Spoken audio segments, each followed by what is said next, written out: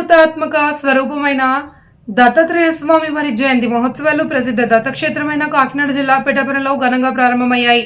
పాదగయ క్షేత్రంలో స్వయంభూ దత్తాత్రేయ స్వామి ఆలయంలోను దత్తాత్రేయ స్వామి ప్రథమావతారమైన శ్రీపాద శ్రీ వల్లభ మహాసంస్థానంలోనూ వారం రోజుల పాటు వైభవంగా జరగనున్న ఈ దత్త జయంతి మహోత్సవాలకు ఇతర రాష్ట్రాల నుండి కూడా అధిక సంఖ్యలో భక్తులు అభిషేకం జరుగుతుందండి.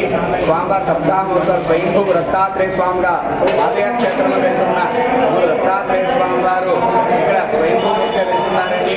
స్వామివారు స్వయంభూగా ఇక్కడ చతుర్భుజంగా ఉంటారు.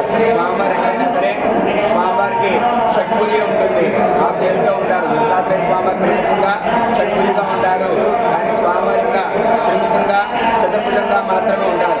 అది పాదగయ క్షేత్రంలో ఉన్న మూర్తి స్వయంభూమూర్తి.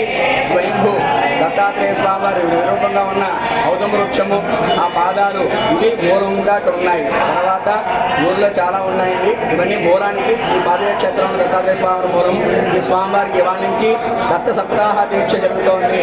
స్వామివారి ప్రథమ దివసంగా ఇవాళ సంపూర్ణ ఏకాగ్రాభిషేకము, మధ్యాహ్నం నుంచి లక్ష్మీ గణపతి శ్రీరుద్ర సహిత దత్త హవనము, అలాగే సాయంకాలం విశేష పుష్పార్చన నీరాజ మంత్ర పుష్పాలతోటి స్వామివారి ఈ రోజు కార్యక్రమం ముగుస్తుందండి.